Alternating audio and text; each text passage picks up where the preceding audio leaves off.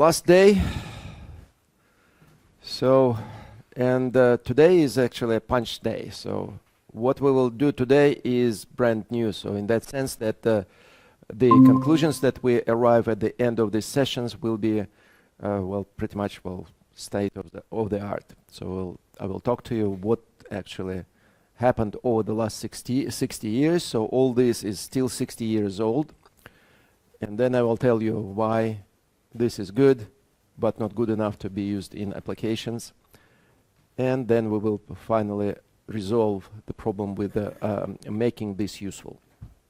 Okay, so where we're standing now, we came up with the equation of this sort, and I just remind you how we got it. So we went through systematic, essentially iterative process. We substitute something in extension, so we see what the influence the nonlinearity has on this extended expansion formula. We see that various terms start popping up, and if you do not do anything, they are not balanced, so therefore equation is not satisfied, so therefore you have to keep coming back to the original expansion. So initially you start with the base flow, then you added perturbations, then when you look at how nonlinearities deal with perturbations, you realize we realize that we need the quadratic terms, stuck them in, looked at the equations, so again that the equations are not satisfied, but now we need cubic terms and so on and so forth, and it became quite clear that this process will never stop. And our main goal was very simple. We didn't really plan to do any of that expansion and the only thing we wanted to know is the amplitude, right? We have our perturbations, we know how they look. We only needed to know how strong they are, what's the size of them. And linear stability analysis does not give us the answer simply because it defines the solution up to an arbitrary multiplicative constant. And we saw that in various examples. We saw that in pretty much fully analytical example of Kelvin-Helmholtz instability when we have two shear flows, inviscid flows, two shearing flows, not shear flows, but shearing flows. So that's our goal, and we went through a lot of trouble trying to achieve that goal, and we're still not there.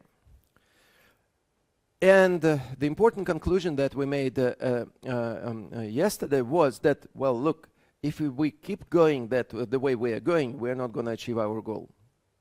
Because every time we simply add the extra terms, but we do not still get any idea about the amplitude size. And then the mathematical philosophy comes in. So what are we doing wrong? And you can come back to the beginning, look through all algebra, and no, there is nothing wrong. You're just systematically doing the algebra. So the problem, therefore, is not in algebra, but the problem is in how we see the physics in our model. And this is always the case. If Mathematica stops working, it means that it is not Mathematics which is wrong. It means that something is missing in our understanding of physical problem. And people looked at this and they realized what's going wrong with our approach by looking at what happens at the limit of sigma r going to 0, at the bifurcation point. What our goal was to see what happens beyond the bifurcation point. And we sort of developed all these expressions for the parameter value beyond the bifurcation point. But in the limiting case, when we come back to the bifurcation point with all our theory, we realized that our method is failing. And that's how it was, this argument was developed. So we solved this linear stability problem. And it consists of a matrix multiplying a vector, which is and the product must be equal to 0. And the condition is that the vector which we are looking for is non-zero. That means that this must be a singular matrix. Its determinant must be equal to 0. So therefore, sigma has to be chosen in a specific way so to make determinant is 0. So, all right. And then we go through our procedure, expansion procedure, and we end up with this equation. So forget about this first. So initially we didn't have that. And we see that this has non-zero right-hand side. But if sigma r goes to 0, we will get exactly the same left-hand side. And we know that it's singular, so we cannot divide by that. We cannot invert that matrix. That's what happens algebraically. So, and if this happened at the third order, well, obviously we had to go all the way back and check everything else. And surprisingly or not surprisingly, everything else still worked if sigma goes to 0. It's only, that's the first time we encounter the problem. So, and then physical intuition comes in. Again, so it would be very hard to do that just based on algebra or mathematics. Physics helps here. So what are we looking for? We are looking for size of amplitude. We know that physical amplitude cannot grow forever. Why does amplitude grow forever? Because that's what linear stability analysis tells us. It tells us that the behavior of amplitude is exponential. Exponential never stops growing. If it starts growing, it will never stop growing. So therefore, where does exponential come from? And exponential comes from the equation for the amplitude that again comes at linear stability stage. dA by dt is equal to sigma a. It cannot have anything apart from exponential solution. So that means that dA by dt is equal to sigma a is wrong. Our assumption is wrong. So, well, not wrong, but it means that it works only in the limit where it was first derived, and that limit was that a is very small. And we are trying to look at the situation when a is not small anymore. So that gives us an idea that dA by dt is equal to sigma a is not really the correct equation or complete equation. And we start looking at how we can complete it. So, and we try to complete it obviously without hurting ourselves too much in the simplest possible way, principle of simplicity. So we complete it in a polynomial way. So essentially we say, well, all right, let's look at the simplest non-trivial function which will appear in the equation dA by dt is equal to, which will be in the limit of alpha of amplitude going to 0, will reduce to what we already have. But it will have additional terms playing role when sigma, when a is not equal to 0. Okay, and we also referred to the first sticking point, third order. Third order, namely this equation here, which contains terms proportional to a squared, magnitude a squared. So. And that means that the amendment had to be introduced into the equation for the amplitude in such a way that the first correction will appear in this particular form. So that is just common sense, in almost common sense, rather than rigorous mathematical observations. But the point is, well, this is all intuitive. Now let's try, stick it in, see what happens. If it works, that's it. We don't want anything else. If it doesn't work, we will start thinking more. Okay, so that's basically the logic, modeling logic. It's not mathematical logic, it is modeling logic here. That's what the word of applied mathematics means. As long as it gives you the physically expected and correct result, you complete your task of applying mathematics. Okay, so that's how it works. All right. But if we introduce that extra term in the amplitude dynamics equation, then it will produce this extra term at the third order. And now what I would like to do is to understand how this influences whether, so remember that left-hand side is still singular and right-hand side is still non-zero. Does it help in any way? So to do that, I will come back to this simple equation. Remember the equation that I considered previously, just to give you an idea why eigenvalue problem is required. Okay, so very simple equation. So that's what we've done. We looked at this equation, which is written in the same form as our physical problem. except of course it has just two components, x and y. And we solved it, and we found infinitely many solutions, all proportional to this vector 1, 2. And sigma is equal to -3 is required for the solution to exist. Remember that? So what has changed now? So we still have the same equation, except in the right-hand side we have some function, some non-zero right-hand side, and it has this structure. So k, some constant, multiplied by the same matrix as before, multiplied by what we had there. So namely, this is essentially W11. That's what we have from eigenvalue problem. And that's what should appear here. Okay? So, all right. Let me just work out the solution for this problem now and see if anything, if introducing this k actually helps us in any way. So W11 is known. It is a multiplied by 1, 2. And F31 at this stage is not known, so I'll just choose arbitrarily. So this is for an example, and therefore I just pick something which is consistent with my nodes. So choose F31, and I would say that's arbitrary, completely arbitrary. I just choose the numbers in such a way that the answer will be nice, well, no fractions there. For example, so it is not compulsory, it is e.g., for example, F31, I chose to be what I chose it to be, 1 and 3. Okay, so if this is so, then I will rewrite this equation in just algebraic form so that it will be easier for us to solve it. This sigma plus 1, x plus y is equal to 1.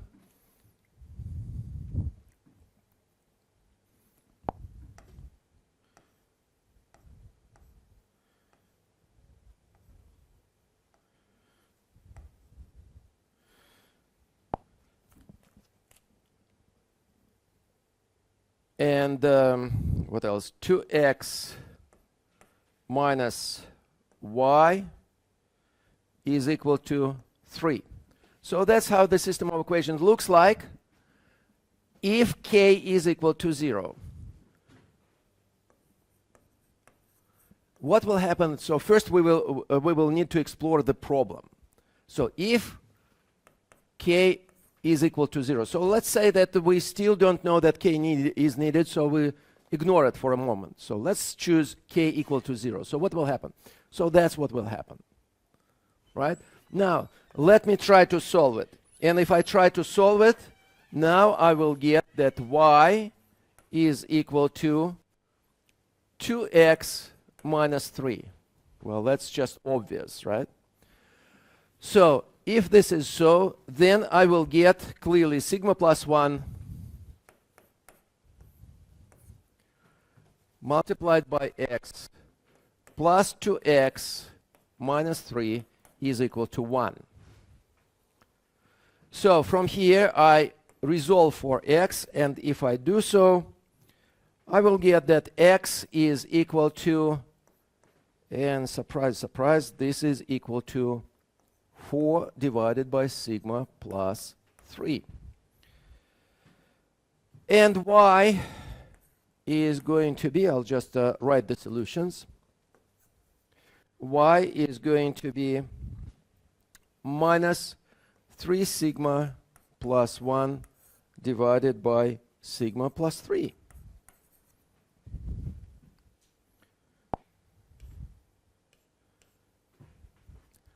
Okay?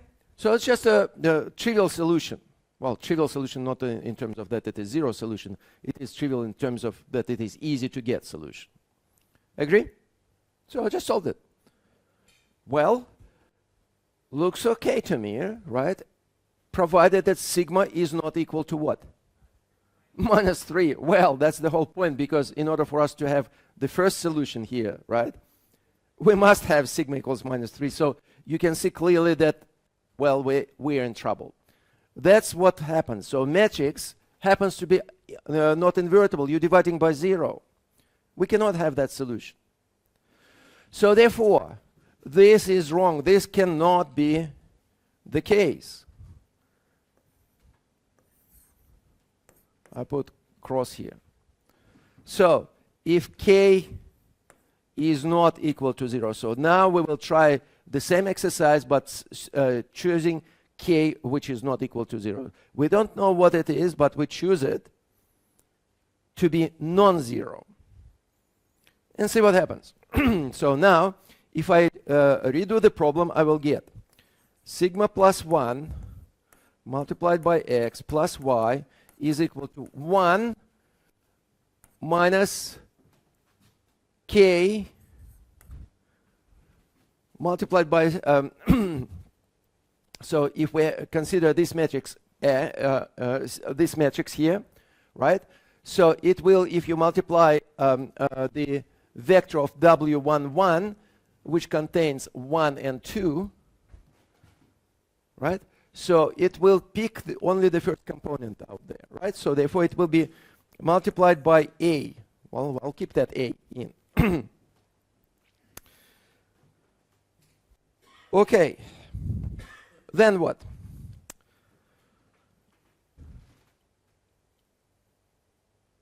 The second equation. 2x minus y is equal to 3. And will I have any extra terms proportional to k? No, because the second row is 0, right? So this is essentially a continuity equation, right? So the continuity equation doesn't have any contribution to time derivative, okay? All right, so before I go any further, I'll just do the following trick. So look, a is arbitrary, right? And I can always choose it whatever I would like to choose it for convenience, right? Except I cannot choose it to be 0. Okay? That's the only condition. So what I now will try to do is to limit myself to the situation when this a is not really present there. What does it mean? When we solve the problem numerically, eigenfunction is pretty much produced by black box routine. Agree? So computer gives us the eigenfunction. And that eigenfunction, of course, does not have that a. It gives you the numbers. It doesn't give you numbers multiplied by a constant, unknown constant, right? So in practice, a does not appear, meaning that computer itself chooses it somehow, and we simply cannot see it. We do not see this whole thing, this product written in the form like constant multiplied by a vector of values. We just see values. So effectively, in practice, a does not appear at all, or equivalently, it appears as a equals 1. Right? So that's what actually happens in practice. If you compute anything in MATLAB, you will never see a appearing on your screen. It will be just like it is not there at all. So therefore, I will follow the same thing, and we'll see that this indeed is not a problem at all. We will see that even if we keep it, and at the end, we will be able to remove it anyway, so it will not change anything. So that's basically just a time-saving exercise. So getting rid of that. All right. Now, if I solve this problem, once again, I will still get y equals to x minus 3, so that does not change, of course, but the equation for for x becomes x equals to 1 minus k, so plus, so 1 minus k plus 3 divided by sigma plus 3. Okay, so let me just see, 1 minus k plus 3 divided by sigma plus 3. I think that's that. Okay, so, well, I still have that sigma plus 3 in the denominator. So, all right, so what I will do, I will actually not be, so that, I did it only because that's what we've done before. That's how we solve. We solve for x and we got the explicit expression for x. Now, you see that sigma plus 3 is still in the denominator and this still causes problems, right? So therefore, I will just do a little trick here. I will not write it in this form at all.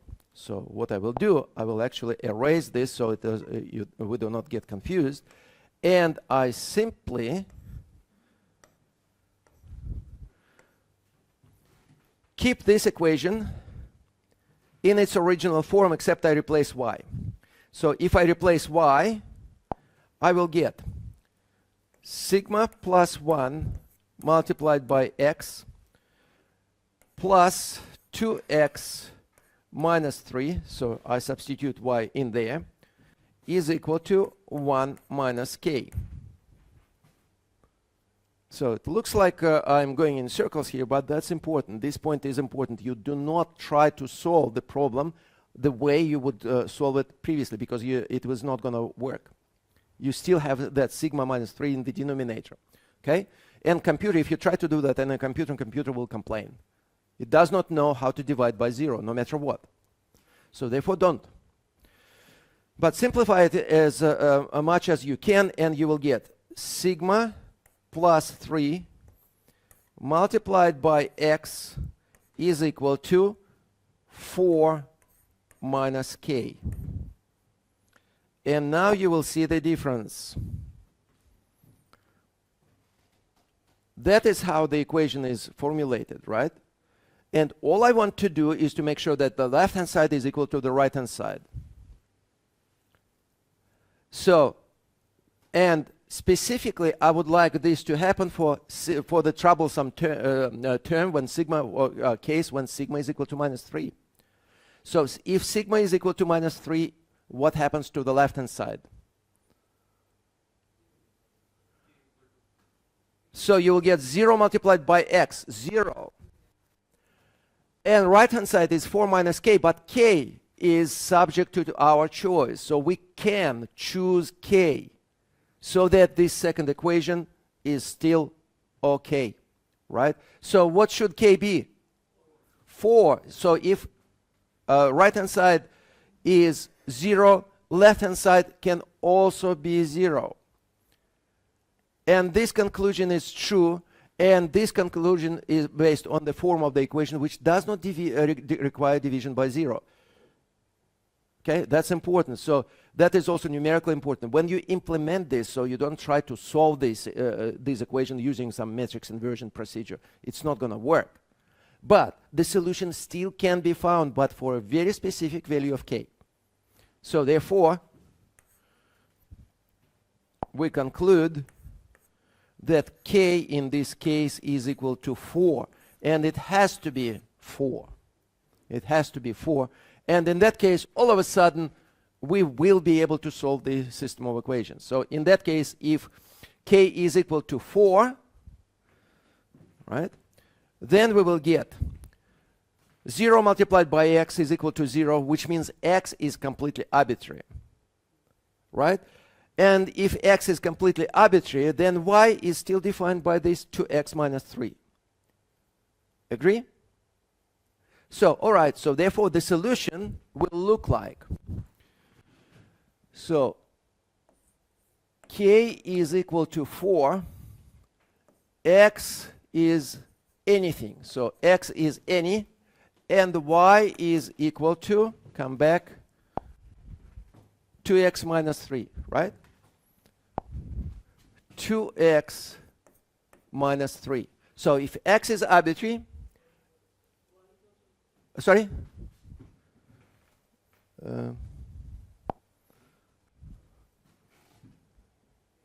Right? So x is anything, but y is equal to 2x minus 3. So that's, is that what I, well, that's what I wrote, right? You with me? Okay. So therefore, in a vector sense, my solution, remember my solution is W31. In this case, it will be x anything 2x minus 3. That's how it will look. Okay? Which is equal to x, if I take it out, multiplied by 1 and 2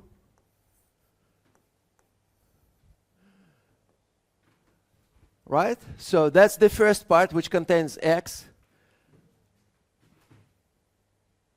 minus 0 and 3. Okay, is that what I get? Let me see. Right? Well, but x is not really what I want to keep in terms of notation, because x had a meaning of the solution. So now this x looks like a parameter. So therefore what I will do, I will simply change the notation.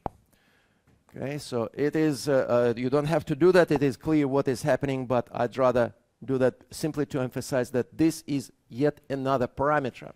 So this is some constant b, which is acts as a parameter, but this one is fixed. So this is not to be changed. This one is a parameter multiplying by multiplying 1 and 2, vector 1 and 2.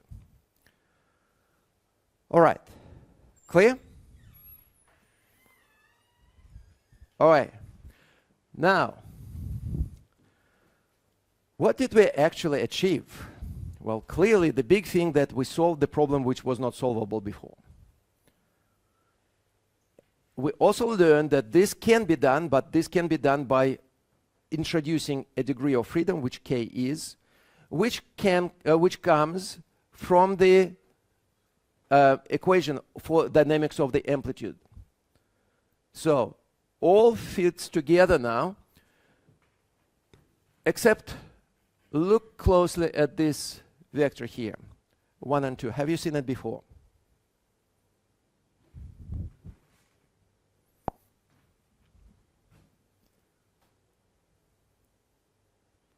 Agree?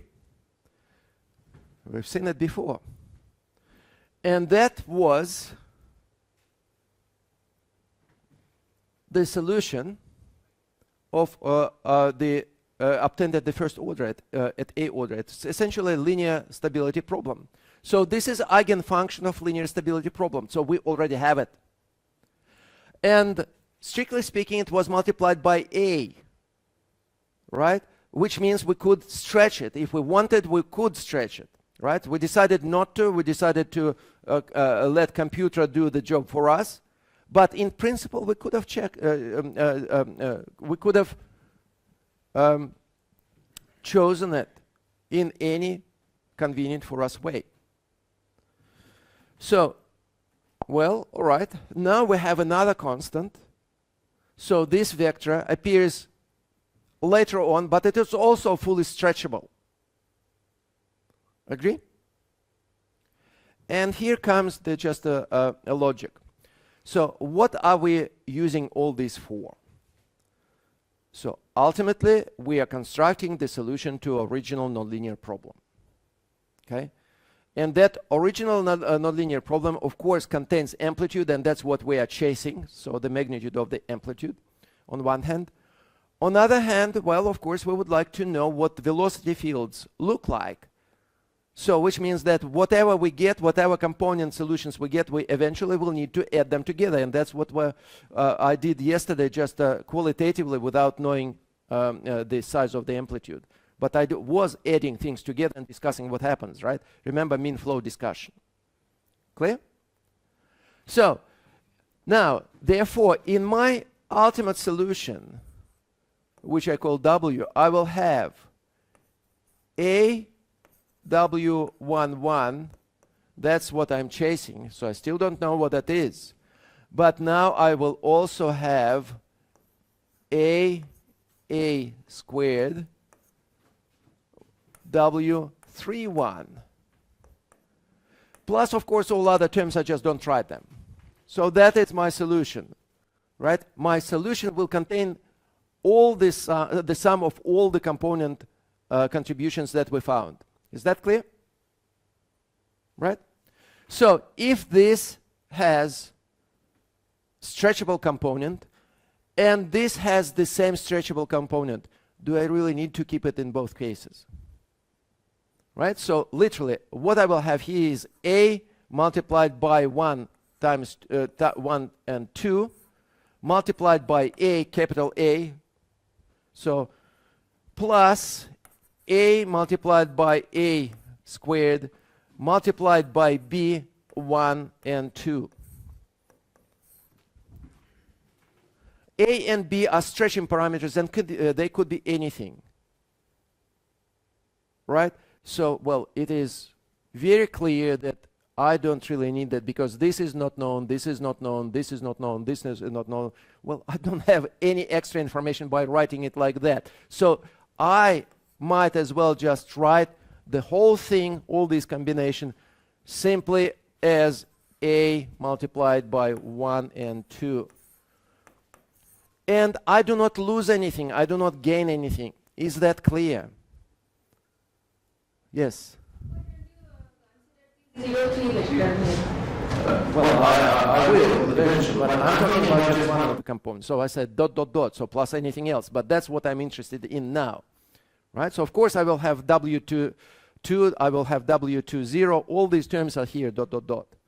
And 1/3 is 0 and 3 is still there. It's just I do not see it. I'm talking about this bit.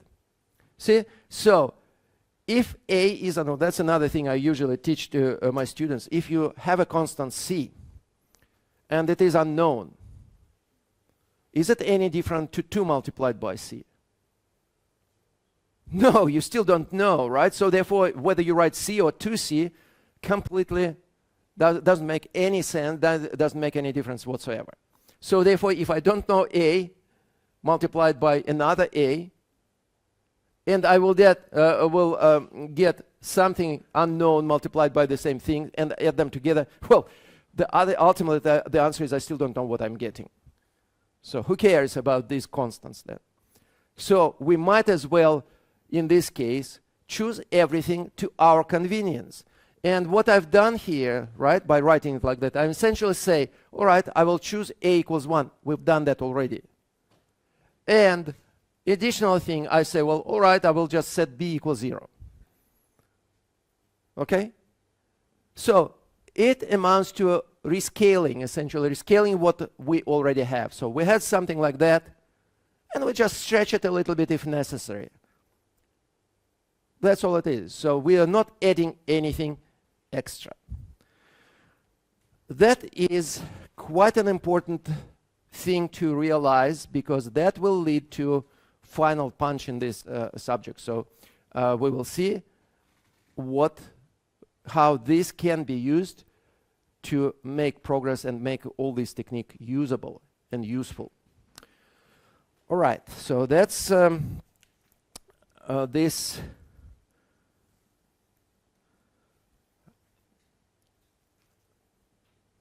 That is what the idea is. So the bottom line is that we need to introduce a degree of freedom, and that comes in the form of unknown constant k. That constant k, therefore, is not arbitrary. It has to be chosen in such a way that this the system of equations can be solved. So-called solvability condition. So choosing k equals 4 means we chose k to solve the problem. And this is called solvability condition in general. Okay? So therefore, that just tells us what is going on. But now we need to go back to real world. We need to go to our back to our problem where we don't have numbers, because all numbers are stored in a computer, and the computer does something what we tell the computer to do. So therefore we need to know what to tell computer so that it can understand us and do this job, computing this constant, compute this constant for us. Keeping in mind that computers are very sensitive to any source of division by 0. We cannot afford to program anything which might potentially include division by 0. Even if it is 0 divided by 0, we can use, for example, L'Hopital rule to say what is 0 divided by 0. But computers do not know what L'Hopital rule is. They will tell you, oh, no, see 0 in the denominator, cannot do anything. Give up. Okay? Okay. So, let us now rewrite what we've done in more general terms, so basically in terms of general vectors, rather than to small, short two-dimensional vectors. So, how does that work? So, we have L of sigma alpha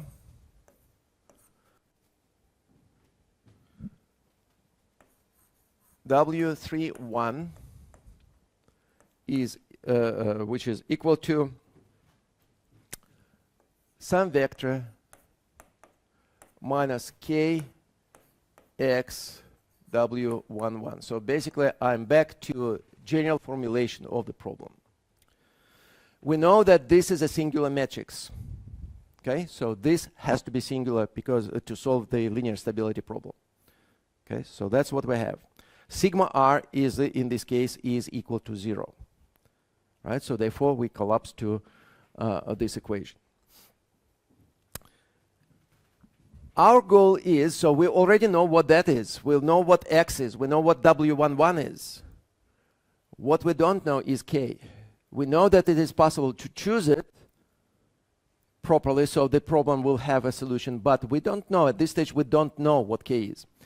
And really, we cannot go through the process the way we did just with a simple example, right? Because well, it is matrix which is, well, 1,000 by 1,000 or something like that, huge matrix. You cannot do that by hand.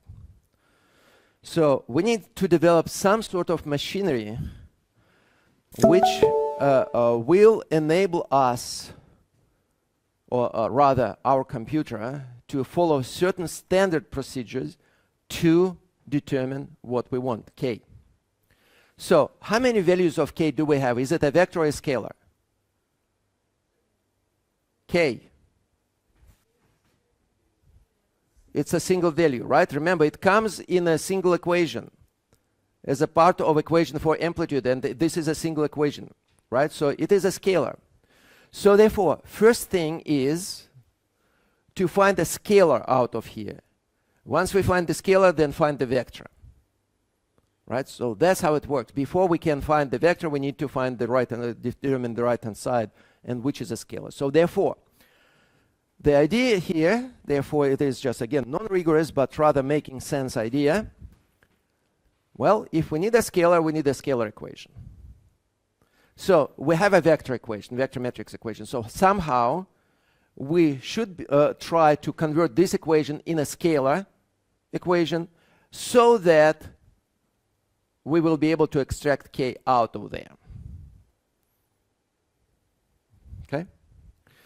Okay, good. If you have a vector, can you think of a mathematical operation that can convert a vector into a scalar?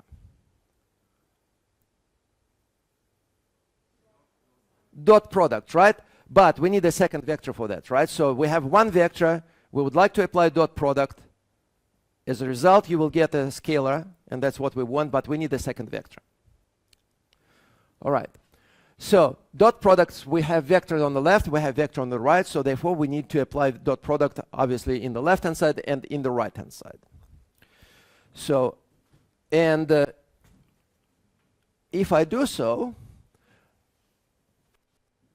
I will get some sort of equation which is written like that. So I don't know what that vector is. I will just call it, give it this strange symbol, a cross or dagger, right? It's, well, in typesetting it is called dagger, so it's just something to stab somebody with. And then I consider the dot product with the right-hand side, which of course is a vector.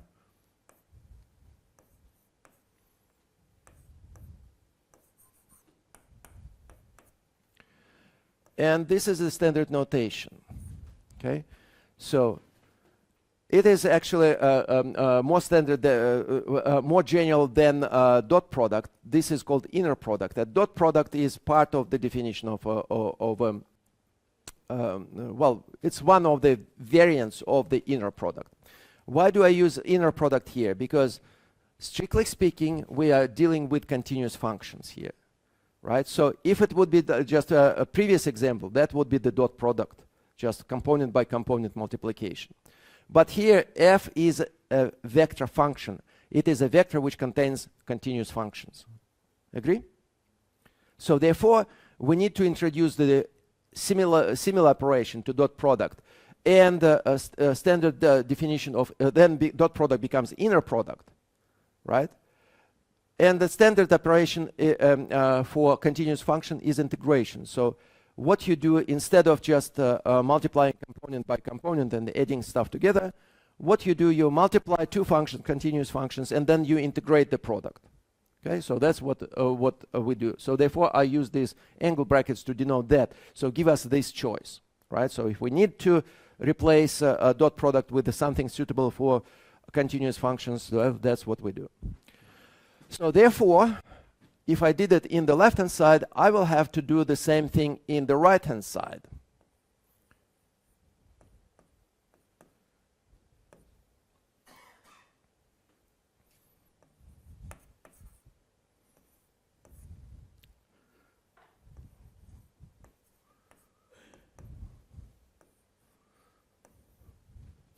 So that's what I get. So multiply, integrate.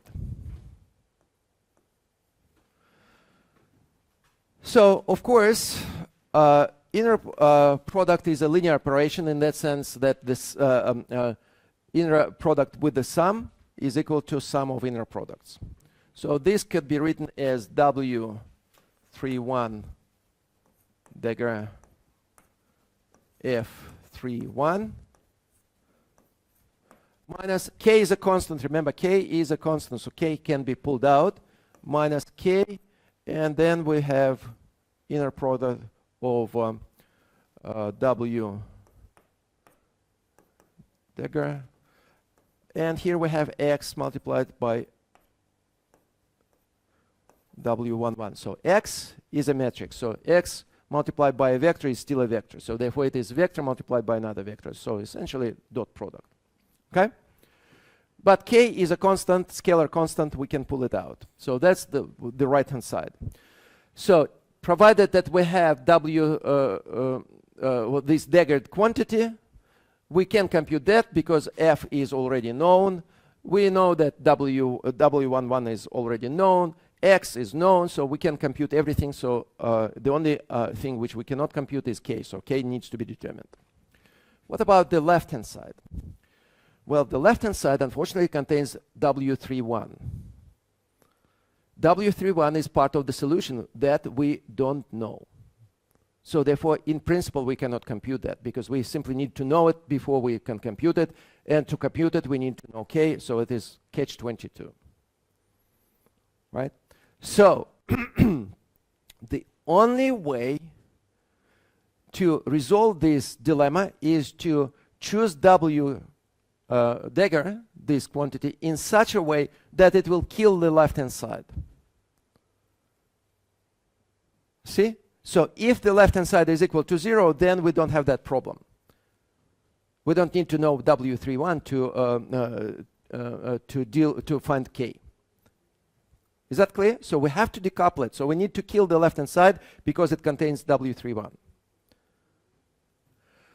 So how is that done? And this is done by realizing that what we can do, we can shift this thing to the left beyond the comma. But of course, if we do that, that's not necessarily going to stay the same. So therefore, I just tried that left-hand side, so continue here, is going to be W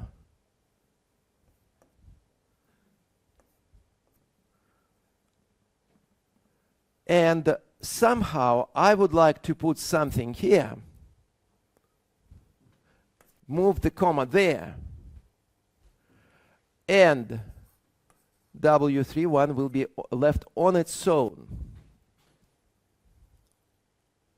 See that? All right, I don't know what is going to happen here. I just put it blank thing there. So, but what I'm trying to do is isolate W31 on its own. And I know that it's not going to be 0, so I cannot just say, well, let's set it to 0. No. But now what I have this combination here. And and this is still unknown, right? So this is to be chosen. So therefore, at this stage, I say, all right, let's choose W dagger in such a way that this becomes 0. And if it is 0 multiplied by anything, it will be 0. So therefore, that's the logic here. So the logic here is to shift the action to the left. So W dagger cannot be 0 on its own. Right? Y cannot be equal to 0. If it is 0, because it will kill right-hand side, and we don't want that. So it cannot be 0 on its own, but what we can do, we can act on this by some operator and essentially kill it. Okay? So we just need to know what that is. So this process is called finding adjoint. So this specific vector and this specific operator which kills it, so specific non-zero vector and the operator which kills it, this is called adjoint problem. Adjoint. Because it is not the original one. It is something we join. We add to the problem to solve the original problem. Okay? So adjoint. So how does that work? Well, the easiest way of proceeding from now on would be just to realize that in practice we solve the problem numerically. Numerically, we never deal with continuous functions. We discretize them. So continuous functions become just long sausages containing the values, discretized values of this function, right? Instead of sine of x, we will get sine of 0, sine of 0.1, sine of 0.2, and so on. Right? That's what we will have. So therefore, effectively, upon we formulated the physical problem in terms of continuous functions, to solve it numerically, and that's what we've done already when we solved the eigenvalue problem using MATLAB, we already introduced discretization. So for example, in my code, it is spectral approximation, but it is a grid of collocation points. So that's what we have. So therefore, after we take a continuous function and replace it with a set of values, it becomes just a normal vector. By that I mean the vector which contains components. Components are simple numbers, scalars, but they are numbers. They are not functions, they are not expressions, they are just numbers. Is that clear? So therefore, what we need to do is now shift our focus from these angle brackets, which are integrals of continuous functions, to things which are treated like normal vectors. So by assuming that we discretize the problem, so we're just dealing with a continuous, we got rid of continuous functions, and we replace them with sets or lists of values, which is just a normal vector, discrete vector. Okay. So, realizing that, let me go back and rewrite that just in a diagram. So, discretized version. So, I'll put question mark here.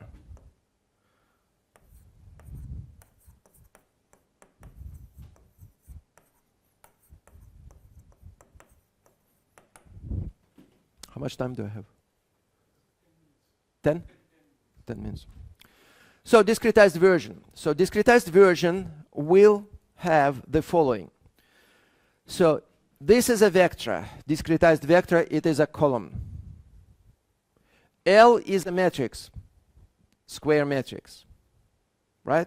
So, when you take square matrix multiplied by a column, what do you get? Another column.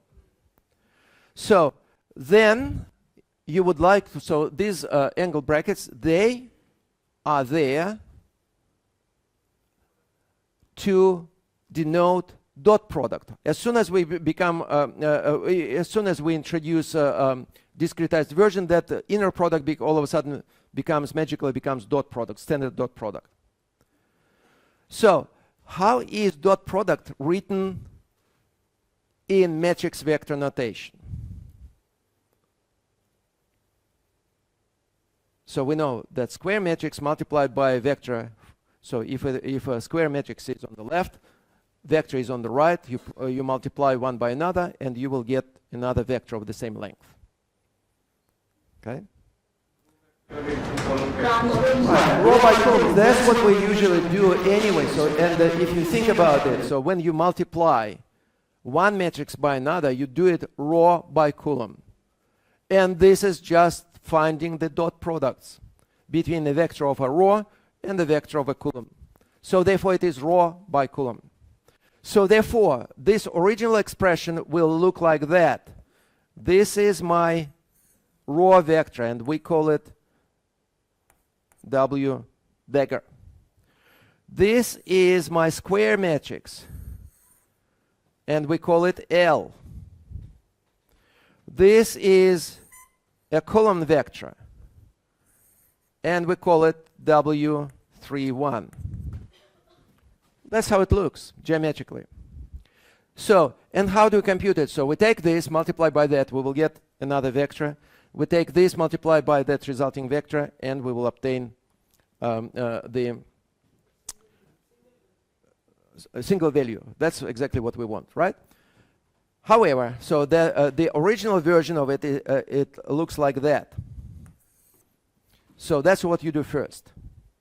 And how do we know that? Well, the comma is sitting here, so comma is separate. So that's what you do first, and then you do that. Agree? Okay. Now, what I would like to do is to reverse the order. So instead of doing that, I would like to do that first. That's what this means, right? So the comma has to shift. So therefore, first I need to multiply this, do something with the what is on the left of the comma. So in other words, this matrix will have to be attached to this vector, right? So, and see how it works. So this matrix also is an operator matrix. It cannot be sitting on the right. It has to operate on something, right? Like for example, d by dx of u, you know that it is derivative of u. But u times d by dx, it's not derivative of u. It's u multiplied by operator. Right, so we've seen that in Navier-Stokes equation. So v nabla, u dot nabla, right? So it is not nabla u. It's not divergence. It's something else, right? So therefore we have to distinguish between them.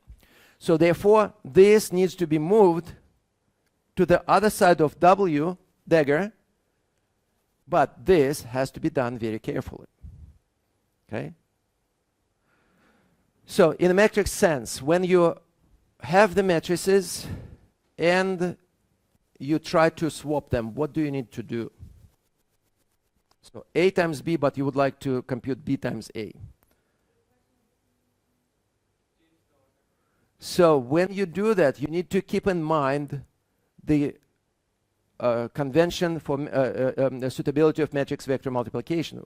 So matrices in our case, one is matrix n by n, the other one is n by 1, right? So they have different dimensions. So therefore, to make this multiplication work, we have to be careful. Dimensions, inner dimensions must agree, right? So it is one row and multiple columns. So, and if I do that, so what I will get, it is row multiplied by multiple columns. So this way I will get a row, right? But row is essentially transposed over column, right? So therefore, what I can do here, I can write this as, so if I swap them, I will have L multiplied by W dagger. So that's what I want, comma, well, no, we'll, maybe I should still keep the diagram here, so not algebra. So let me.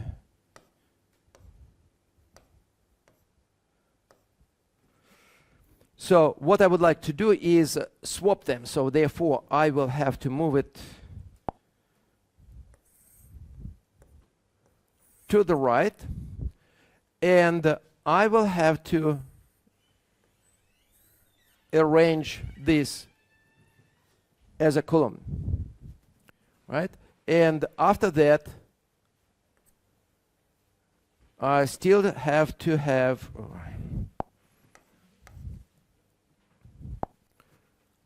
my original column here. So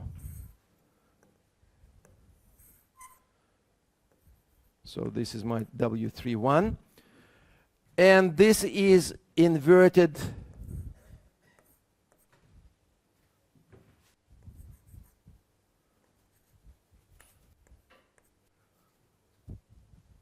I actually don't need the index here. So that's what I would like to do, right? So I would like to apply this this operator, not this matrix, not to the vector W31, but to W dagger. If I just leave it like that, will it work? No, obviously not, because dimensions must agree. Because if I do that, I will get what? I will get column, right? And if I multiply column by another column, so I will get nothing. It is undefined, right? So you cannot do that. Matrix vector multiplications do not allow us to do that, right? Inner dimensions do not agree, right? So therefore, for us to make sure that this still makes sense, we have to have a row here. And to obtain the row,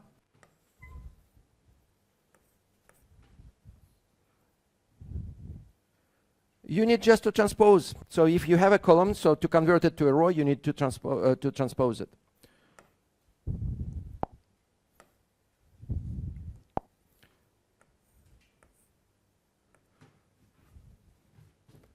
Now it makes geometric sense.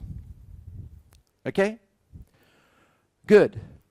So, but for this to be equivalent to that, so that was a row, now it became column. Oh, finished. Oh, it's my just computer screen. Well, I don't need that anyway. So, 5 minutes, okay. So that was my original L. How do I need to convert it so the result does not change? So we said that this has to be transposed, right? So, all right, what about this one? So the result should be exactly the same as in the original equation. So what can we say about the structure of matrix L dagger? So if this is to be equivalent to this, so you have a product of the matrices and you transpose this product. What's the transposition rule for the matrix? So if you have a matrix, A, and if you have a matrix B, and they are multiplied.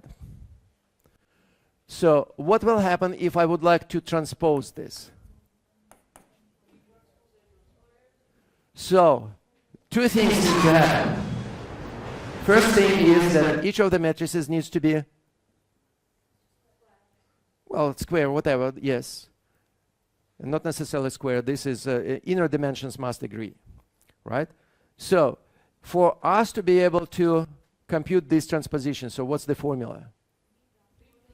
So first of all, we swap them, right? So it will be B times A, and individually they will have to be transposed, right? So that's what we have, B times transpose. Agree? Well, let's just look at this and make the conclusion. So we already have transposed. It was a row, it became a column. So that has already happened. The only thing which didn't happen is that we didn't say what L dagger is. So what is L dagger? L dagger happens to be simply L transposed. As simple as that. So computationally it is nothing. So therefore, what we have here is essentially another eigenvalue problem. Another eigenvalue problem, except it is written like L transposed. Remember, we had L. Now we have transposed matrix. L was a matrix, regular matrix, and all we need to change is just transpose it. And then we will have W dagger, and that must be equal to 0. So why should it be equal to 0? Remember, that's our goal. We would like to kill the left-hand side. So if this is equal to 0 multiplied by anything, it is 0. That's our goal. Clear? All right. So this is pretty much related to the original operator. So therefore, original operator depended on sigma, and it depended on alpha. So it is the same matrix, exactly the same matrix, except it is transposed. We don't need to do much, well, mental work here to do anything. So all you need to do is in your MATLAB code is just replace matrix with its transposed. Okay? And that's it. And solve the problem. Pick the eigenfunction out of that adjoint problem, and off you go. You have it. Okay? Right. There is one subtle thing. Our matrices, our vectors, our sigmas are complex numbers. When you deal with complex numbers, and when you deal with complex matrices, complex valued matrices, what does transposition involve in addition to actual transposition? Taking conjugate, right? So therefore, strictly speaking, this is not transposed, just transposed, when you just swap the rows and columns. It is called Hermitian. So the H means Hermitian. So now, question, do you know why we have to take transpose, not just transpose, but Hermitian transpose? So transpose plus complex conjugate.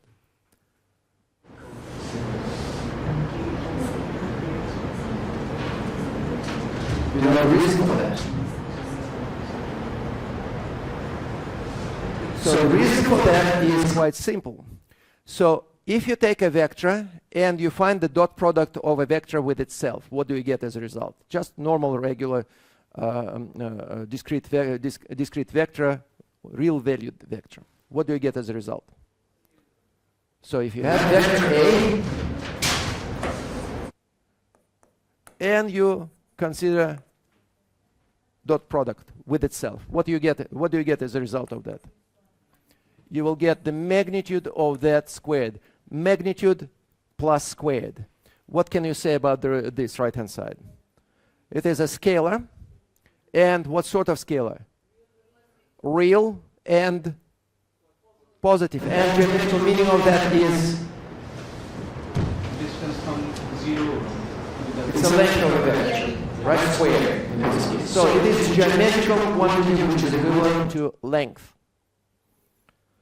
Now, let's say that my vector has components I and I. And I just use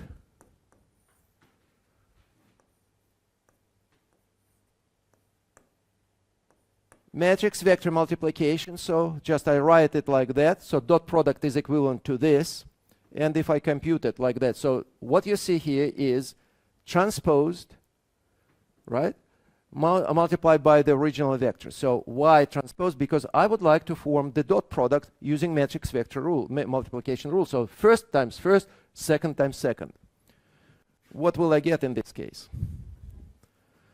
-1, -1, -2. But that's supposed to be length.